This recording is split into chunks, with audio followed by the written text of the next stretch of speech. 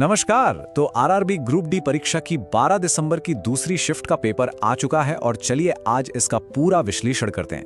देखिए, ये सिर्फ सही जवाब जानने के बारे में नहीं है, बल्कि उस पैटर्न को पकड़ने के बारे में है जो आपकी तैयारी की दिशा ही बदल सकता है। तो चलिए शुरू करते हैं। हमारा मकसद बिल्कुल सीधा है, आपको ये दिखाना कि पेपर बनाने वाले आखिर सोच क्या रहे हैं। अगर ये समझ आ गया तो तैयारी और भी सटीक हो जाएगी और आप उन चीजों पर फोकस कर पाएंगे जो सच में मायने रखती हैं। हमने आज के सवालों को इन 5 मेन हिस्सों में बांट दिया है: अवार्ड्स, भारत और दुनिया, सरकारी स्कीम्स और साइंस के 2 अलग-अलग हिस्से। इससे हमें ये समझने में आसानी होगी कि फोकस आखिर था कहां। तो हमारा पहला पड़ाव है अवार्ड्स और सम्मान। जैसा कि अक्सर होता है, अवार्ड्स और सम्मान वाले सेक्शन में हाल की घटनाओं से जुड़े सवाल थे, खासकर खेल की दुनिया से। चलिए देखते हैं पहला सवाल क्या था। पहला ही सवाल मेजर ध्यानचंद खेल रत्न अवार्ड के बारे में था, जो भारत का सबसे बड़ा खेल सम्मान है। ये जानना कि हाल ही में ये अवार्ड किससे मिला हमेशा ही जरूरी होता है, और इस बार उनका फोकस पैरा एथलेटिक्स पर था। और सही जवाब है प्रवीण कुमार। ये जानना भी जरूरी है कि वो 2025 में ये अवार्ड पाने वाले 4 एथलीट्स में से एक थे। इससे पता चलता है कि पैरा एथलेटिक्स को कितनी अहमियत मिल रही है। बाकी विजेताओं के नाम भी याद रखना आगे के लिए फायदेमंद हो सकता है। अच्छा, अब एक इंटरनेशनल अवार्ड की बात करते हैं। लॉरियस अवार्ड्स को खेलों का ऑस्कर भी माना जाता है, तो इनसे जुड़ा सवाल आना कोई बड़ी बात नहीं है। इस बार उन्होंने breakthrough of the year के बारे में पूछा और विजेता थे स्पेन के फुटबॉलर लामीन यमाल। लेकिन सिर्फ यहीं पर मत रुकिए, ये जो स्लाइड है ना, ये एक सोने की खान है। इसमें दूसरे बड़े विजेताओं के नाम भी हैं, जैसे कि मोंडो डुप्लांटिस और सिमोन बाइल्स। ये एक साफ इशारा है कि आपको पूरी विनर लिस्ट पता होनी चाहिए, सिर्फ एक कैटेगरी नहीं। अवार्ड से आगे बढ़ते हैं और अब हम दुनिया के मंच पर भारत के रोल पर नजर डालेंगे। इस सेक्शन में इंटरनेशनल अफेयर्स और ग्लोबल रैंकिंग से जुड़े सवाल थे, जिनसे ये परखा गया कि भारत की मौजूदा स्थिति की कितनी जानकारी है। ये सवाल भारत की पड़ोसी पहले वाली नीति का एक बेहतरीन उदाहरण है। एग्जामिनर अक्सर भारत की तरफ से अपने पड़ोसियों को दी गई मदद पर सवाल पूछते हैं, इसलिए हाल के बचाव अभियानों पर नजर रखना बहुत जरूरी है। सही जवाब है ऑपरेशन ब्रह्मा। ये नाम बहुत जरूरी है और ये भारत के हाल के दूसरे ऑपरेशंस जैसे ऑपरेशन दोस्त और ऑपरेशन कावेरी की लिस्ट में शामिल हो जाता है। इन सभी ऑपरेशंस के नाम और उनका मकसद दोनों याद रखना जरूरी है। ग्लोबल इंडेक्स, ये तो इन परीक्षाओं का एक पसंदीदा टॉपिक है। इस बार उन्होंने ग्लोबल पीस इंडेक्स के बारे में पूछा, जिसमें हमेशा कुछ दिलचस्प रैंकिंग सामने आती हैं। चलिए देखते हैं कि इस बार सबसे नीचे कौन था। जैसा कि आप देख सकते हैं, रूस को सबसे कम शांतिपूर्ण देश का दर्जा दिया गया, जबकि आइसलैंड टॉप पर बना हुआ है। भारत की 115वीं रैंक पर ध्यान दें। ये जानना भी जरूरी है कि भारत की रैंकिंग में पिछले सालों के मुकाबले सुधार हुआ है या गिरावट, क्योंकि ऐसे तुलना वाले सवाल भी पूछे जा सकते हैं।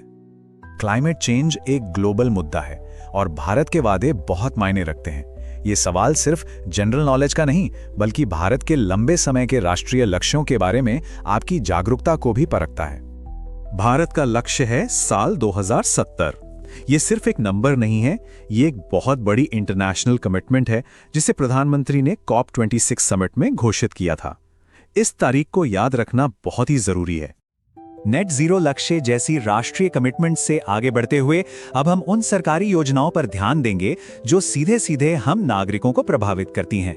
ये सेक्शन हमेशा से परीक्षा का एक अहम हिस्सा रहा है। जन औषधि केंद्र योजना सस्ती दवाओं तक पहुंच बनाने के लिए एक बड़ी पहल है।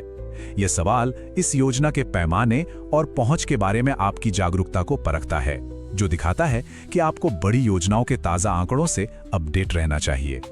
तो फरवरी 2025 तक कुल 15,577 केंद्र काम कर रहे थे, लेकिन इससे भी ज्यादा जरूरी बात यह है कि मार्च 2027 तक इसे 25,000 तक बढ़ाने का लक्ष्य है। ये जो महत्वाकांक्षी लक्ष्य है ना, ये भविष्य की परीक्षाओं में एक सवाल बन सकता है। राष्ट्रीय दिवसों की थीम अक्सर पूछी जाती हैं, क्योंकि वे उस साल सरकार के फोकस को दिखाती हैं। आयुर्वेद दिवस 2025 की थीम पारंपरिक चिकित्सा और सस्टेनेबिलिटी के प्रति बढ़ते रुझान का एक बढ़िया उदाहरण है। और थीम थी Ayurveda for people and planet. ये थीम आयुर्वेद के दोहरे फायदे पर जोर देती है, सिर्फ इंसान की सेहत के लिए नहीं बल्कि हमारे ग्रह की भलाई के लिए भी, जो कि एक बहुत ही मॉडर्न सोच है। चलिए अब थोड़ा गियर बदलते हैं और साइंस की दुनिया में चलते हैं। हम फिजिक्स से शुरू करेंगे, जहां एक क्लासिक न्यूमेरिकल प्रॉब्लम ने उम्मीदवारों का इंतजार किया। ये एक क्लासिक न्यूमेरिकल प्रॉब्लम है जो कई कॉन्सेप्ट्स को एक साथ ले आती है। इसे हल करने के लिए आपको वर्क, एनर्जी और पावर के बीच का रिश्ता समझना होगा। आइए देखते हैं कि इसे कैसे हल किया जाए। देखिए, अगर आप इसे स्टेप्स में तोड़ें तो ये बहुत आसान है। सबसे पहले हमने वर्क कैलकुलेट किया, जो होता है mgh, और हमें मिला 6000 जूल। फिर हमने पावर का फॉर्मूला इस्तेमाल किया, P = W/T। 6000 को 25 से डिवाइड करने पर हमें फाइनल जवाब मिला 240 वाट। सबसे जरूरी बात यह है कि आप सही क्रम में सही फॉर्मूले का इस्तेमाल करें। फिजिक्स की कैलकुलेशंस से हटकर अब हम केमिस्ट्री और बायोलॉजी की कॉन्सेप्चुअल दुनिया में आते हैं। यहां डेफिनेशंस और रिएक्शंस की आपकी समझ को परखा गया। पहला सवाल आइसोबार की डेफिनेशन पर था। यह केमिस्ट्री का एक बुनियादी सिद्धांत है और यह जरूरी है कि आप आइसोबार, आइसोटोप और आइसोटोन के बीच का फर्क जानते हो, क्योंकि ये अक्सर एक साथ पूछे जाते हैं। ये सवाल आपकी केमिकल इक्वेशंस को पढ़ने की क्षमता को परखता है। इक्वेशन को देखकर आपको ये पहचानना होगा कि रिएक्टेंट्स कैसे प्रोडक्ट बना रहे हैं, ताकि रिएक्शन के टाइप का पता लगाया जा सके। जैसा कि हम देख सकते हैं, दो अलग अलग चीजें, कॉपर सल्फेट और पानी, मिलकर एक ही कंपाउंड बना रहे हैं। ये कॉम्बिनेशन रिएक्शन की टेक्स्ट बुक डेफिनेशन है। इसका सीधा सा नियम है अनेक से एक। और आखिर में बायोलॉजी से एक सवाल, बाइनरी फिशन यानी द्विखंडन एसेक्सुअल रिप्रोडक्शन का एक आम तरीका है, जहां एक सेल दो में बंट जाता है। सवाल यह था कि यह मुख्य रूप से किस जीव में होता है। सही उत्तर है अमीबा, जैसा कि आप यहां बाईं ओर देख सकते हैं। यहां कंफ्यूजन हो सकता है क्योंकि हाइड्रा जैसे दूसरे जीव भी एसेक्सुअली रिप्रोड्यूस करते हैं, लेकिन वे बडिंग नाम की एक अलग प्रक्रिया का इस्तेमाल करते हैं। यह फर्क जानना बहुत जरूरी है। तो इन सभी सवालों को देखने के बाद अब खुद से पूछिए कि आपकी तैयारी में सबसे बड़ी कमी कहां दिख रही है। इस पैटर्न पर सोचना ही एक बेहतर स्टडी प्लान की ओर पहला कदम है। याद रखिए, स्मार्ट तरीके से पढ़ाई करना उतना ही जरूरी है जितना कि कड़ी मेहनत करना। अगली बार तक तैयारी करते रहिए। नमस्कार और द डीप डाइव में आपका स्वागत है। मुझे तो हमेशा से ये देखना बड़ा मजेदार लगता है कि प्रतियोगी परीक्षाओं में क्या पूछा जा रहा है। हाँ? ये सिर्फ नौकरी पाने का कोई टेस्ट नहीं है। नहीं, बिल्कुल नहीं। ये एक तरह से देश का मूड बताता है कि एक राष्ट्र के रूप में हम किन चीजों को जानना जरूरी समझ रहे हैं। आपने बिल्कुल सही कहा। ये एक तरह का स्नैपशॉट है। आज हमारे पास जो स्रोत है वो 12 दिसंबर 2025 को हुई रेलवे ग्रुप डी परीक्षा के दूसरे शिफ्ट की प्रश्न है। अच्छा। और हमारी कोशिश ये नहीं होगी कि हम इनके सही जवाब रट लें, बल्कि ये समझने की होगी कि ये सवाल मिलकर 2025 के भारत की कैसी तस्वीर बनाते हैं। हाँ, मतलब एक जागरूक भारतीय होने का मतलब क्या है, शायद इसकी एक झलक हमें इन सवालों से मिलेगी। बिल्कुल। तो चलिए इस पन्ने को पलटते हैं और देखते हैं कि कहानी क्या कहती है, वैश्विक मंच से लेकर विज्ञान की लैब तक। शुरुआत करते हैं उन घटनाओं से जहां भारत दुनिया की नजर में था। म्यांमार में एक भूकंप के बाद भारत ने मदद के लिए हाथ बढ़ाया था। हाँ, और इस मिशन का एक खास नाम था ऑपरेशन ब्रह्मा। ऑपरेशन ब्रह्मा जी, ये 28 मार्च 2025 को शुरू हुआ था। ये एक मानवीय राहत और बचाव अभियान था, लेकिन इसका महत्व सिर्फ मदद भेजने तक सीमित नहीं है। अच्छा। ये भारत की नेबरहुड फर्स्ट पॉलिसी का एक ठोस सबूत है। मतलब कि हम अपने पड़ोसियों के संकट में सबसे पहले पहुंचने वालों में से हैं। ये एक तरह से सॉफ्ट पावर का प्रदर्शन भी है। मतलब ये सिर्फ मदद नहीं, एक रणनीतिक संदेश भी है। और ऐसा ही एक और उदाहरण हमें मालदीव के साथ भी देखने को मिला है ना। बिल्कुल। मई 2025 में भारत और मालदीव ने मिलकर एक द्विपक्षीय अभ्यास किया जो मानवीय सहायता और आपदा राहत यानी HADR पर केंद्रित था। इसमें भारत की तरफ से INS शारदा शामिल था। अच्छा, ये अभ्यास से ट्रेनिंग नहीं होते, ये भरोसा कायम करते हैं। जब असली आपदा आती है तो दोनों देशों की सेनाएं एक दूसरे के काम करने के तरीके से वाकिफ होती हैं, जिससे तालमेल बहुत बेहतर हो जाता है। हाँ, बिल्कुल। तो एक तरफ हम दुनिया में एक मददगार और जिम्मेदार पड़ोसी की छवि बना रहे हैं, लेकिन जब वैश्विक सूचकांकों की बात आती है तो कहानी थोड़ी बदल जाती है। हाँ। ग्लोबल पीस इंडेक्स 2025 में हमारी रैंकिंग क्या कहती है? यहाँ एक दिलचस्प विरोधाभास दिखता है। इस इंडेक्स में 163 देशों में भारत 115वें स्थान पर था। 115वें? जी, सबसे ऊपर हमेशा की तरह आइसलैंड था और सबसे अशांत देश रूस को बताया गया। इंडेक्स दिखाता है कि एक तरफ हमारी विदेश नीति हमें एक शांतिप्रिय सहयोगी के तौर पर पेश करती है, लेकिन शायद देश के अंदरूनी मसले, सामाजिक या राजनीतिक तनाव हमारी वैश्विक शांति की छवि पर असर डाल रहे हैं। ये रिपोर्ट बाहरी और भीतरी भारत की दो अलग-अलग कहानियों की ओर इशारा करती है। और एक और इंडेक्स है जो हमेशा चर्चा में रहता है, भ्रष्टाचार। ट्रांसपेरेंसी इंटरनेशनल की 2024 की रिपोर्ट में हमारी स्थिति कैसी थी? ये रिपोर्ट आई थी फरवरी 2025 में। इसमें 180 देशों में भारत 96वें स्थान पर था और हमारा स्कोर था 38। हाँ, और चिंता की बात यह है कि ये पिछले साल के 39 के स्कोर से 1 अंक कम है। एक रैंक की गिरावट सुनने में तो बहुत छोटी लगती है, लेकिन 180 देशों के बीच इसका असल में क्या मतलब होता है? स्रोत में वजह तो नहीं बताई गई, लेकिन विशेषज्ञ इसे ठहराव या स्टैग्नेशन की तरह देखते हैं। अच्छा। जब दुनिया के कई देश सुधार कर रहे हो, तब 1 अंक गिरना भी आपको दौड़ में पीछे कर देता है। सही बात है। यह अंतर्राष्ट्रीय निवेशकों के भरोसे और देश की आंतरिक शासन प्रणाली पर एक टिप्पणी की तरह है। इस लिस्ट में डेनमार्क सबसे कम भ्रष्ट और दक्षिण सूडान सबसे ज्यादा भ्रष्ट देश था। ठीक है, तो वैश्विक मंच पर हमारी एक मिलीजुली तस्वीर उभरती है। अब उन लोगों की बात करते हैं जो व्यक्तिगत तौर पर देश का नाम रोशन करते हैं, हमारे खिलाड़ी। खेल की दुनिया में 2025 कैसा रहा? काफी यादगार रहा। देश का सर्वोच्च खेल सम्मान मेजर ध्यानचंद खेल रत्न पुरस्कार 2025 में 4 खिलाड़ियों को दिया गया। 4 खिलाड़ियों को? जी, निशानेबाजी में मनु भाकर, शतरंज में डी गुकेश, हॉकी में हरमनप्रीत सिंह और पैरा एथलेटिक्स में प्रवीण कुमार। और परीक्षा में सवाल प्रवीण कुमार पर था। ये अपने आप में एक खास बात है ना? बिल्कुल, ये दिखाता है कि पैरा एथलीटों को अब वही पहचान और सम्मान मिल रहा है जो muख्य धारा के एथलीटों को मिलता है। समाज और सिस्टम दोनों का नजरिया बदल रहा है। और ये प्रतियोगी परीक्षाओं में भी झलक रहा है। हाँ। और अंतरराष्ट्रीय स्तर पर लॉरियस अवार्ड्स, जिन्हें खेल की दुनिया का ऑस्कर कहा जाता है, वहाँ भी एक युवा खिलाड़ी ने सबका ध्यान खींचा।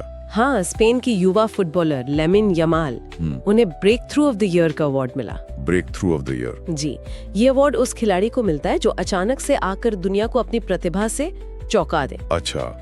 बाकी बड़े नामों में sportsman of the year Mondo Duplantis, sports women of the year Simone Biles और team of the year Real Madrid रही। और राफेल नडाल को भी कुछ मिला था। हाँ, टेनिस के दिग्गज राफेल नडाल को स्पोर्टिंग आइकन का अवार्ड मिला। अर्जुन पुरस्कारों का भी जिक्र था।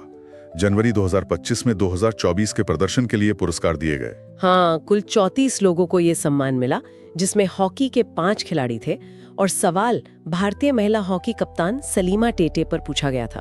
अच्छा, सलीमा टेटे पर? जी, ये भी एक ट्रेंड दिखाता है। क्रिकेट के अलावा दूसरे खेलों और खासकर महिला खिलाड़ियों पर फोकस बढ़ रहा है। खेल की बात हो और तकनीक की ना हो, ऐसा तो आज मुमकिन नहीं है। विंबलडन में एक बहुत बड़ा तकनीकी बदलाव हुआ 2025 में। एक ऐतिहासिक बदलाव। विंबलडन, जो अपनी परंपराओं के लिए जाना जाता है, हाँ, उसने आखिरकार मानव लाइन जजों को पूरी तरह से हटा दिया और automated electronic line calling system अपना लिया। अच्छा, तो अब लाइन जज नहीं होंगे? नहीं, वैसे ऑस्ट्रेलियन ओपन और यूएस ओपन ये पहले ही कर चुके थे, लेकिन जब विंबलडन जैसा टूर्नामेंट इसे अपनाता है तो ये एक युग के अंत जैसा है। लेकिन क्या इससे खेल का वो मानवीय पहलू खत्म नहीं हो जाएगा? वो जो एक विवादित लाइन कॉल पर ड्रामा होता था, खिलाड़ियों का अंपायर से बहस करना, वो सब तो अब नहीं दिखेगा। ये एक बहुत अच्छी बहस है। एक तरफ सटीकता और निष्पक्षता है जो तकनीक लाती है, कोई गलती की गुंजाइश नहीं। दूसरी तरफ वो मानवीय तत्व है जो खेल में भावनाएं और ड्रामा जोड़ता है कि आधुनिक खेल में सटीकता को मानवीय तत्व से ज्यादा तरजीह दी जा रही है। खेल के मैदान में जहां तकनीक और इंसानी क्षमता का संगम दिखता है, वहीं इस परीक्षा का अगला हिस्सा हमें सीधे उन वैज्ञानिक सिद्धांतों पर ले जाता है जिनके बिना ये तकनीकें मुमकिन ही नहीं होती। चलिए अब विज्ञान की दुनिया में चलते हैं। शुरुआत रसायन विज्ञान से। एक सवाल था समभारिक या आइसोबार्स पर। सुनने में थोड़ा टेक्निकल लगता है। इसे आसान बनाते हैं। कल्पना कीजिए 2 जुड़वा बच्चे हैं जो दिखते तो अलग अलग हैं, लेकिन उनका वजन बिल्कुल एक जैसा है। अच्छा। समभारिक भी कुछ ऐसे ही होते हैं। ये अलग अलग तत्वों के परमाणु होते हैं जिनकी परमाणु संख्या मतलब पहचान अलग होती है, लेकिन द्रव्यमान संख्या यानी कुल वजन एक समान होती है। ये अच्छा उदाहरण था। अब एक बिल्कुल बुनियादी सवाल, पानी के एक अणु में कितने परमाणु होते हैं? पानी का फॉर्मूला है H2O, H2O, हाँ। यानी हाइड्रोजन के 2 परमाणु और ऑक्सीजन का 1 परमाणु, तो कुल मिलाकर हुए 3 परमाणु। मतलब ये सवाल सरल लग सकता है, लेकिन ये इस बात की याद दिलाता है कि विज्ञान की बड़ी बड़ी इमारतें ऐसी ही छोटी छोटी ईंटों पर टिकी होती हैं। बिल्कुल। और ऑक्सीजन का इलेक्ट्रॉनिक विन्यास, ये भी पूछा गया था। ऑक्सीजन का परमाणु क्रमांक 8 है, यानी उसमें 8 इलेक्ट्रॉन होते हैं। इन इलेक्ट्रॉनों को कक्षाओं में व्यवस्थित किया जाता है। पहली कक्षा में ज्यादा से ज्यादा 2 आ सकते हैं, तो बाकी बचे 6 दूसरी कक्षा में चले जाते हैं। तो इसका विन्यास हुआ 2,6। अच्छा, तो बाहरी कक्षा में 6 इलेक्ट्रॉन होने का मतलब है कि उसे अपना ऑर्बिट पूरा करने के लिए 2 और चाहिए। शायद इसीलिए ऑक्सीजन इतनी रिएक्टिव होती है। बिल्कुल सही पकड़ा आपने, यही कनेक्शन समझना जरूरी है। एक और सवाल एक रासायनिक अभिक्रिया पर था। जब एल्यूमिनियम सल्फेट और बेरियम क्लोराइड को मिलाया जाता है तो क्या होता है? ये तो स्कूल की लैब की याद दिला रहा है। इसे भी थोड़ा आसान करके बताइए। सोचिए जैसे डांस फ्लोर पर 2 जोड़े डांस कर रहे हैं। अच्छा। अचानक वे अपने पार्टनर बदल लेते हैं। इस अभिक्रिया में भी ठीक ऐसा ही होता है। एल्यूमिनियम का सल्फेट बेरियम के क्लोराइड से पार्टनर बदल लेता है। और नतीजा ये होता है कि बेरियम सल्फेट बनता है, जो एक सफेद ठोस पदार्थ मतलब अवक्षेप की तरह नीचे बैठ जाता है। इसी को द्विविस्थापन या डबल डिस्प्लेसमेंट रिएक्शन कहते हैं। अब भौतिकी पर आते हैं। गुरुत्वाकर्षण का सूत्र पूछा गया था। G = gmr²। हाँ, ये सूत्र हमें बताता है कि किसी ग्रह पर गुरुत्वाकर्षण कितना मजबूत होगा। G तो एक स्थिरांक है, लेकिन m यानी ग्रह का द्रव्यमान और r यानी उसकी त्रिज्या सबसे जरूरी है। आसान भाषा में जितना बड़ा और सघन ग्रह होगा वो आपको उतनी ही मजबूती से अपनी ओर खींचेगा। और बिजली से पैदा होने वाली गर्मी का भी एक सूत्र था, H = I²RT। ये सूत्र हमारे रोजमर्रा के जीवन से जुड़ा है। H गर्मी है, I करंट है, R प्रतिरोध है और T समय है। अच्छा, तो इसका मतलब है कि समय का बहुत बड़ा रोल है।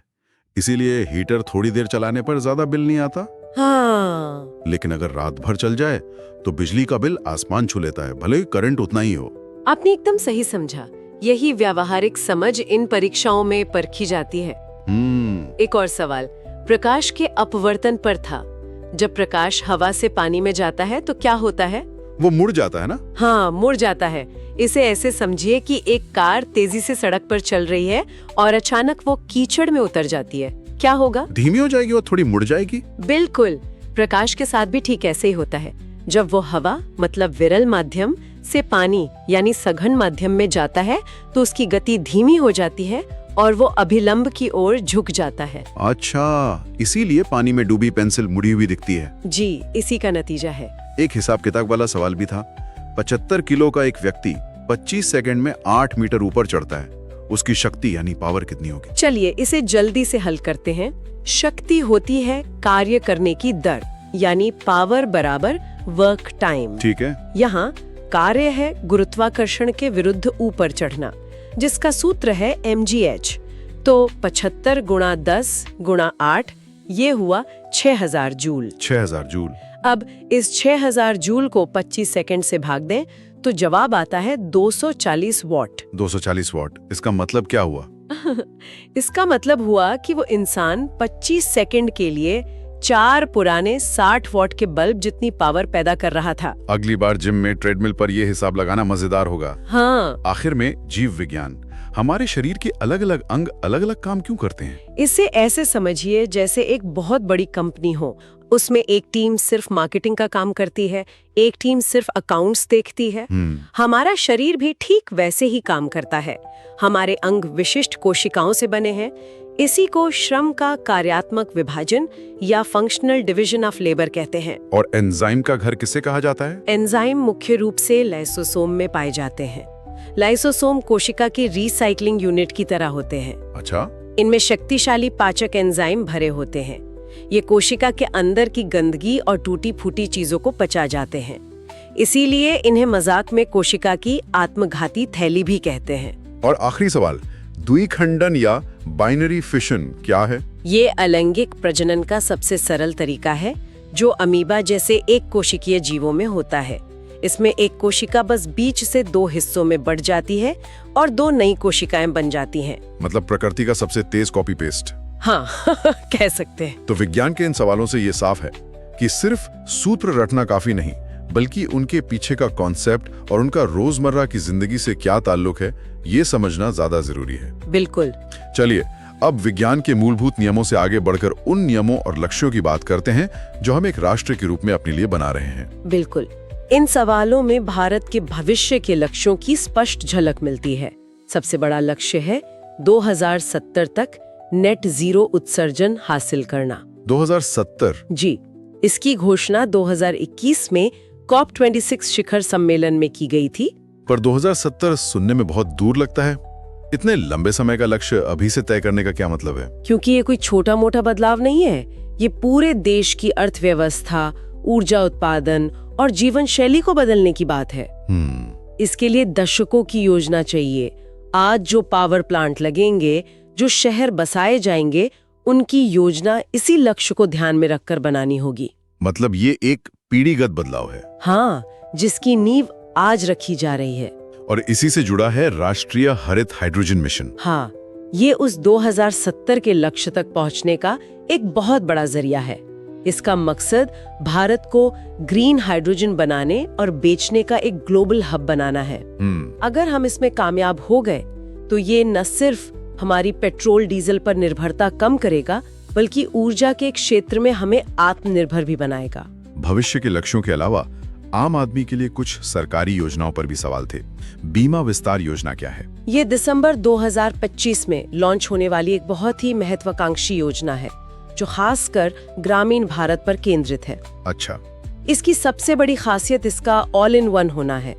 एक ही पॉलिसी में जीवन, स्वास्थ्य और संपत्ति का बीमा शामिल होगा। ये ग्रामीण भारत के लिए इतना बड़ा बदलाव क्यों है? क्योंकि अभी तक बीमा बहुत जटिल रहा है। अलग अलग पॉलिसी, अलग अलग नियम, बहुत सारा कागजी काम। हाँ, ये तो है। ये योजना उस जटिलता को खत्म करती है। एक सरल प्रोडक्ट जिसे कोई भी आसानी से समझ और खरीद सके।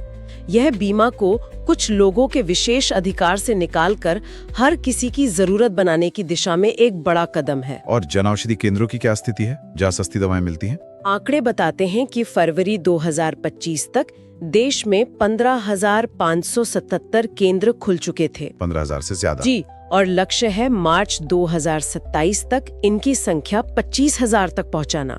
ये सिर्फ सस्ती दवाओं की बात नहीं है, ये स्वास्थ्य सेवा को सुलभ बनाने की बात है। कुछ महत्वपूर्ण दिवस और उनकी थीम्स भी पूछी गईं। ये सिर्फ तारीखें याद रखने का खेल है या इसका कोई गहरा मतलब है? इसका गहरा मतलब है। जैसे 23 सितंबर को मनाए गए आयुर्वेद दिवस 2025 की थीम थी Ayurveda for people and planet. People and planet. हाँ, ये दिखाता है कि अब हम स्वास्थ्य को सिर्फ इंसान के शरीर तक सीमित नहीं देख रहे, बल्कि उसे पर्यावरण के स्वास्थ्य से भी जोड़ रहे हैं। इसी तरह 11 अप्रैल को महात्मा ज्योतिबा फुले की जयंती का पूछा जाना हमें उनके पहले बालिका विद्यालय स्थापित करने जैसे सामाजिक सुधारों की याद दिलाता है। और आखिर में पर्यावरण से जुड़ा एक बहुत ही दिलचस्प मामला था। ताजमहल को लेकर सुप्रीम कोर्ट ने एक निर्देश दिया था। हाँ, ये विरासत और उद्योग के बीच के टकराव का एक क्लासिक मामला है। अच्छा। सुप्रीम कोर्ट ने नीरी मतलब राष्ट्रीय पर्यावरण इंजीनियरिंग अनुसंधान संस्थान को ये जांचने का निर्देश दिया कि फिरोजाबाद के कांच उद्योग से होने वाले प्रदूषण का ताजमहल पर क्या असर पड़ रहा है। तो ये विरासत बनाम उद्योग का मामला है? या इसे ऐसे भी देख सकते हैं कि ये विज्ञान का उपयोग करके दोनों के बीच संतुलन बनाने की कोशिश है। सुप्रीम कोर्ट भावनाओं के आधार पर फैसला नहीं ले रहा, वो वैज्ञानिक डेटा मांग रहा है ताकि एक ऐसा समाधान निकाला जा सके जिससे हमारी सांस्कृतिक धरोहर भी बची रहे और लोगों का रोजगार भी चलता रहे। तो इस पूरी चर्चा को समेटें तो एक बहुत ही दिलचस्प तस्वीर उभरती है। ऐसा लगता है कि 2025 में एक जागरूक भारतीय से ये उम्मीद की जाती है कि वो सिर्फ अपने देश की सीमाओं के अंदर ही नहीं बल्कि वैश्विक मंच पर भारत की भूमिका को भी समझे। बिल्कुल, और साथ ही ये भी समझे कि ये सभी विषय आपस में कैसे जुड़े हुए हैं। विंबलडन में एक तकनीकी बदलाव खेल से जुड़ा है, लेकिन उसके पीछे विज्ञान है। सही बात है। ताजमहल पर एक पर्यावरण संबंधी निर्देश हमारी विरासत से जुड़ा है, लेकिन इसका समाधान भी विज्ञान के पास है। ग्लोबल पीस इंडेक्स देश की अंतर्राष्ट्रीय छवि से जुड़ा है, जिसका असर निवेश और कूटनीति पर पड़ता है। कुछ भी अलग थलग नहीं है। और ये श्रोताओं के लिए एक अंतिम विचार छोड़ जाता है। ये सोचने वाली बात है कि क्या इस तरह की प्रतियोगी परीक्षाएं सिर्फ नौकरी के लिए ज्ञान का परीक्षण करती हैं, या वे अनजाने में हमें ये भी बता रही हैं कि एक राष्ट्र के रूप में हम किन मूल्यों, सूचनाओं और लक्ष्यों को प्राथमिकता दे रहे हैं। इस पर विचार करने के लिए आपको छोड़ते हैं।